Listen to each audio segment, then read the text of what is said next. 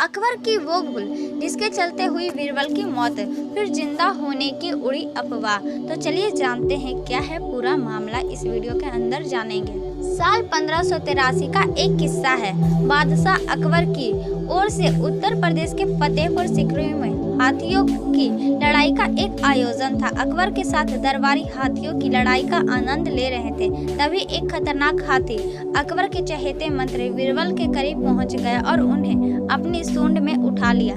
सैनिक एक्टिव होते इससे पहले अकबर खुद घोड़े पर सवार होकर बढ़ गए और हाथी को उकसाने लगे।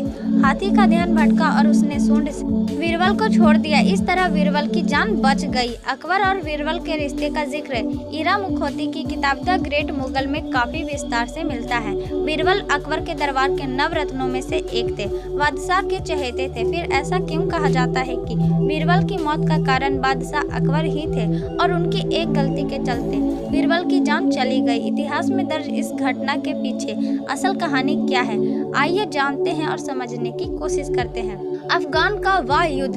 जब बता दें कि 1583 का किस्सा अपने ऊपर पढ़ा। 3 साल आगे चलते हैं। शाहजी जम्मा की किताब अकबर में इस घटना का जिक्र है। तब अफगानिस्तान के कुछ इलाकों में मुगलों का शासन था, लेकिन स्वात और बाजार में कुछ कलीवाई सेना के लोगों का परेशान कर रखा था। लोगों को लूटा जा रहा था। अकबर के कानों तक बात पहुंची तो उन्होंने अपने सिपाहसालार जैन खान कोका को सेना के साथ वहां भेजा। हालांकि अफगान की यूसुफजई कबीले की सेना से कोका पार नहीं कर पा सका। कोका ने अकबर को मदद भेजने के लिए चिट्ठी लिखी।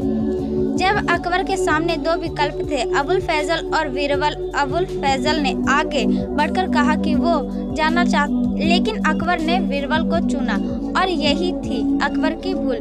बीरबल दिमाग से तो बहुत ही तेज थे, लेकिन युद्ध कला में उतने माहिर नहीं थे।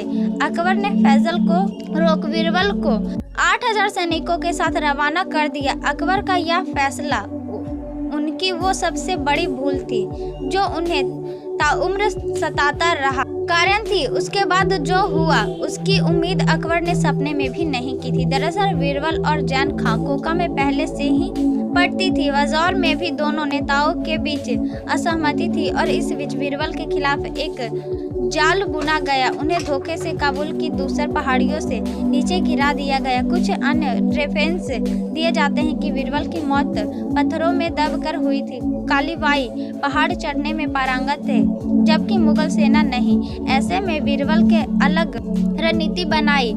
इससे जैन खां कोका सहमत नहीं थे। बीरबल ने बलंदरी घाटी में जहां पड़ाव डाला था, वहां अफगानी सेना पहले से ही घात लगाए बैठे थे। अंधेरे का फायदा उठाकर उन्होंने पत्थरों और तीरों से हमला कर दिया। इससे वहां अफरा तफरी मच गई और वहां जाता कि इस हमले में बीरबल की पत्थरों के नीचे दबकर मौत हो गई। बीरबल की लाश तक नहीं मिली। अकबर के शासन काल में यह मुगलों की सबसे बड़ी हार थी। इस युद्ध में 8000 से ज्यादा मुगल सैनिकों की मौत हो गई। इनमें अकबर के खास बीरबल की भी शामिल थे। बीरबल की लाश तक नहीं मिल सकी। उन्हें ऐसी गुमनामी मौत मिली और उनका अंतिम संस्कार तक नहीं किया जा सका। खबर मिलते ही अकबर बेसुध हो गए। अबुल फजल ने अकबरनामा में लिखा है कि बीरबल की मौत के बाद बादशाह टूट गए थे। यहाँ तक कि बीरबल से ईर्ष्या रखने वाले बंदायूनी भी लिखते हैं कि बादशाह को किसी की मौत पर इतने सदमे में नहीं देखा गया। कई बार जिंदा होने की अफवाहें उड़ी, लेकिन अकबर थोड़े संभले तो बीरबल की लाश खोजने के लिए काबुल जाना चाहते थे। वह इस जिद पर अड़े थे कि लाश को ढूंढा जाए ताकि उसका अंतिम संस्कार किया जा सके। बाद में दरबारियों ने उन्हें दिलासा दिया कि बीरबल की लाश सूरज की किरणों से ही पवित्र हो गई होगी। तब कहीं जाकर अकबर ने काबुल जाने का इरादा छोड़ा।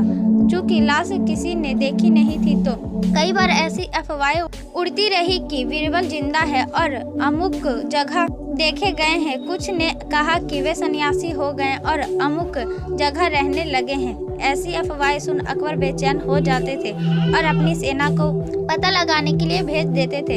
यह सिलसिला साल भर तक चलता रहा।